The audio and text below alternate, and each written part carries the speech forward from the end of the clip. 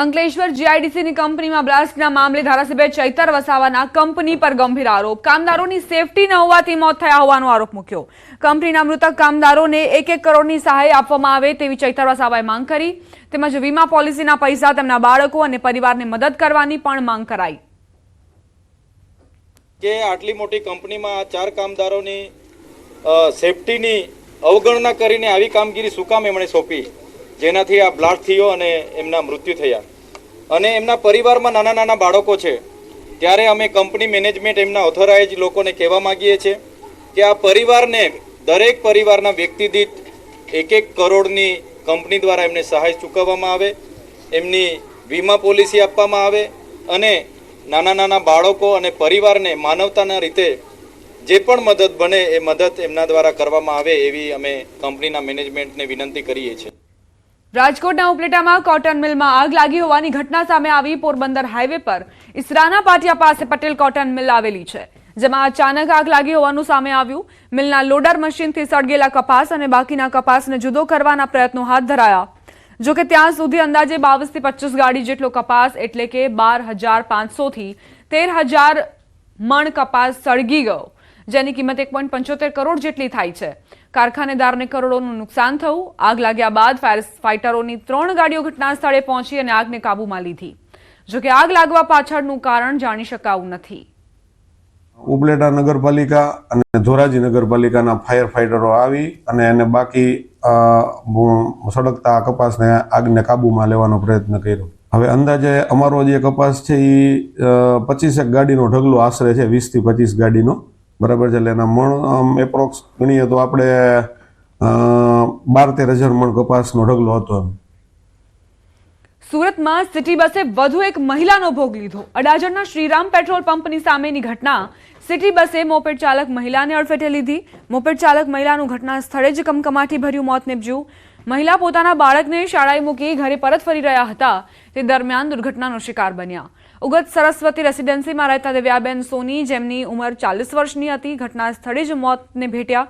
ઘટનાની જાણ અડાજણ પોલીસને થતાં પોલીસની પીસીઆર વાન ઘટના સ્થળે પહોંચી. અડાજણ પોલીસે સિટી બસના ડ્રાઈવરની અટકાયત કરી છે. સીસીટીવી ફૂટેજ પણ સામે આવ્યા છે. કઈ રીતે એક મોપેડ ચાલક મહિલા પસાર થઈ રહ્યા હતા, પોતાના બાળકને શાળાએ મૂકીને ઘરે પરત ફરી રહ્યા હતા. તેમને જાણ નહોતી કે આ રીતે એક સિટી બસ ચાલકની બેદરકારીના કારણે જીવ ગુમાવવો પડશે. મહત્વપૂર્ણ સમાચાર મહારાષ્ટ્રથી, જ્યાં મુખ્યમંત્રીના નામની જાહેરાત થશે. ધારાસભ્ય દળની બેઠકમાં નિર્ણય લેવાશે.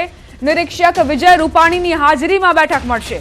આવતીકાલે મહારાષ્ટ્રમાં શપથ ગ્રહણ સમારોહ છે. મુંબઈના આઝાદ મેદાનમાં શપથ લેવાશે. મહારાષ્ટ્રમાં ગુજરાતના પૂર્વ મુખ્યમંત્રી વિજય રૂપાણી અને કેન્દ્રીય મંત્રી નિર્મલા સીતારમણ નિરીક્ષક તરીકે નિયુક્તિ કરવામાં આવી છે. હવે આજે સસ્પેન્સ પરથી પડદો ઊંચકાશે કે મહારાષ્ટ્રના મુખ્યમંત્રી કોણ. દેવેન્દ્ર ફડણવીસ સૌથી આગળ. એકનાથ શિંદે પણ કહ્યું કે જે પ્રધાનમંત્રી મોદી અને અમિત શાહ નામની જાહેરાત કરશે, જેના પર મહોર મારશે, તેને લઈને અમને કોઈ જ વાંધો નહીં હોય. બીજી તરફ અજીત પવારે પણ આ જ પ્રકારની પ્રતિક્રિયા આપી છે. અને હવે આજનો દિવસ ખૂબ જ મહત્વપૂર્ણ મહારાષ્ટ્રના રાજકારણમાં, કારણ કે મુખ્યમંત્રીના નામની જાહેરાત કરવામાં આવશે. દાહોદ અને પંચમહાલના વિસ્તારોમાં બાઇક ચોરી કરતી ગેંગ ઝડપાઈ. રણધીકપુર પોલીસે 5 મોટરસાયકલ સાથે 2 આરોપીઓની ધરપકડ કરી. વાહન ચેકિંગ દરમિયાન રણધીકપુર પોલીસે શંકાસ્પદ લાગતા 2 લોકોની પૂછપરછ કરી.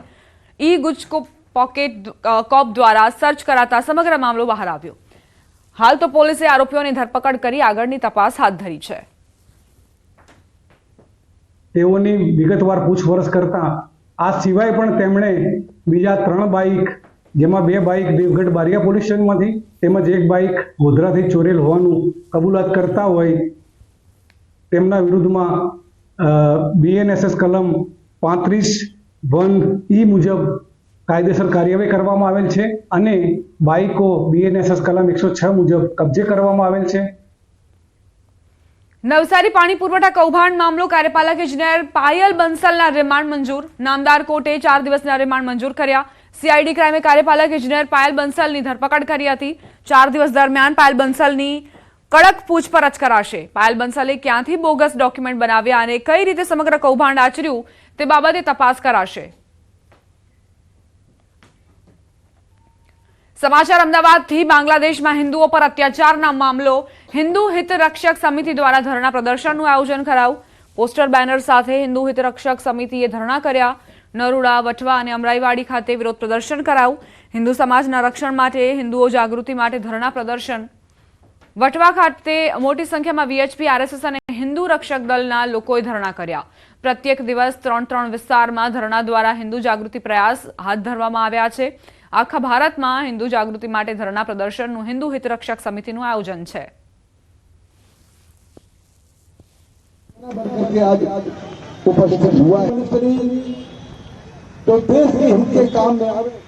બાંગ્લાદેશમાં જે હિન્દુઓ ઉપર અત્યાચાર થઈ રહ્યા છે, એમાં અમાનુષી અત્યાચાર થઈ રહ્યા છે કે જેને જેને કહેવાય અસહ્ય અત્યાચાર છે, એના વિરોધમાં આખા ભારતમાં દરેક જિલ્લા સહ કાર્યક્રમ છે. એટલે ભારતમાં અનેક જગ્યાએ અમારા કાર્યક્રમ સમાજને જાગૃત કરવાનું કામ કરીએ છીએ કે ભાઈ હિન્દુ સમાજ ઉપર આટલા અત્યાચાર થઈ રહ્યા છે, અમાનુષી અત્યાચાર થઈ રહ્યા છે. જે લોકોએ જેને કહેવાય કે માજા મૂકી છે એ લોકોને સબક શીખવાડવા માટે અથવા તો એ લોકોને માટે જેને કહેવાય કે લાલ આંખ કરીને કહેવું પડશે કે ભાઈ કાલે તમે બંધ નહીં કરો તો એના પરિણામો ખરાબ આવશે અને એ પરિણામ ભોગવવા તૈયાર રહેજો, એ પણ કહેવા માટે અમે બધા ભેગા થયા. સુરત પોલીસ પાસે એવું મશીન આવ્યું છે કે જે નશો કરનાર વ્યક્તિની લાળથી જ કહી દેશે કે તે વ્યક્તિએ નશો કર્યો છે કે નહીં. અગાઉ નશો કરનાર વ્યક્તિએ કોઈ પણ નશીલા પદાર્થનું સેવન કર્યું છે કે નહીં તેનું રિઝલ્ટ પોલીસને 7 દિવસમાં મળતું હતું. હવે આ નાનકડું એવું મશીન 30 સેકન્ડથી લઈને 1 મિનિટમાં જ પોલીસને જણાવી દેશે કે જે વ્યક્તિની લાળનું સેમ્પલ મશીને લીધું છે તે વ્યક્તિએ નશો કર્યો છે કે નહીં. આ મશીનનો ઉપયોગ 31ને લઈ સુરત પોલીસ 25 થી 31 ડિસેમ્બર સુધી ડ્રાઈવ દરમિયાન કરશે. આ ડ્રાઈવમાં પોલીસ મશીનનો ઉપયોગ કરશે. નાનકડા એવા મશીનની કિંમત 15 લાખ રૂપિયા છે. કીટલ જે છે એમાં કાર્ટ્રીજ આવે છે ને એની કાર્ટ્રીજની અંદર જે એની સલાઈવા લેવા માટેનું જે કાર્ટ્રીજ છે, સલાઈવા એની જે આપણી લાળ છે એ લઈ અને એની અંદર નાખવામાં આવતા ખબર પડી જાય છે કે એને ડ્રગ્સનું સેવન કર્યું છે કે કેમ, અને ત્યારબાદ એનો રિપોર્ટ આવતો હોય છે પોઝિટિવ કે નેગેટિવ. જો પોઝિટિવ રિપોર્ટ પ્રારંભિક આવે તો આગળ પછી એને જે FSLમાં ને મોકલવાની જે કાર્યવાહી છે કરવામાં આવે છે. ઇમેજિકાની અવનવી રાઇડ્સની મજા માણવા લોકોએ હવે મહારાષ્ટ્ર સુધી નહીં જવું પડે, કારણ કે અમદાવાદના આંગણે ટૂંક સમયમાં ઇમેજિકા પાર્ક બનવા જઈ રહ્યો છે. રિવરફ્રન્ટ પર 4.56 હેક્ટર જમીનમાં આ પાર્કનું નિર્માણ થશે, જેમાં ઇમેજિકા વર્લ્ડ કંપની અને સાબરમતી રિવરફ્રન્ટ ડેવલપમેન્ટ કોર્પોરેશન વચ્ચે મહત્વના કરાર કરવામાં આવ્યા. નેશનલ ગ્રીન ટ્રિબ્યુનલ તરફથી લીલી ઝંડી મળ્યા બાદ લગભગ 3 થી 4 મહિનાની અંદર કામગીરી શરૂ કરવામાં આવશે. આ પ્રોજેક્ટ 2 તબક્કામાં તૈયાર કરવામાં આવશે. આ પાર્ક ગુજરાતનો પ્રથમ અને ભારતનો બીજો સૌથી મોટો થીમ પાર્ક બનશે. એએમસીના સ્ટેન્ડિંગ કમિટીના ચેરમેન દેવાંગ દાણીએ પાર્ક વિશે જણાવતા કહ્યું કે આ પ્રોજેક્ટનો પહેલો તબક્કો 8 થી 10 મહિનામાં પૂર્ણ થઈ જશે. 300 કરોડના ખર્ચે આ પ્રોજેક્ટ બનશે. થીમ પાર્કના નિર્માણ માટે રિવરફ્રન્ટ ડેવલપમેન્ટ કોર્પોરેશન દ્વારા 30 વર્ષની લીઝ પર જમીન ફાળવવામાં આવી છે. એકરની અંદર અટલ બ્રિજના પૂર્વ છેડે આવનાર સમયગાળા દરમિયાન ઇમેજિકાનું નિર્માણ થશે. 130 કરોડ જેટલું રોકાણ રિવરફ્રન્ટ ઉપર કરશે. કોર્પોરેશન તેની સાથે રેવન્યુ શેરિંગના શેર ઉપર 12.5% પ્રમાણે એનું રેવન્યુ શેરિંગ કરશે. અને આપણે વાત કરીએ કે 30 વર્ષ માટે તેની સાથેનું MOU કરવામાં આવ્યું છે. આ સાથે જ બુલેટિનમાં અત્યારે બસ આટલું જ. વધુ અપડેટ્સ માટે આપ જોતા રહો News 18 ગુજરાતી.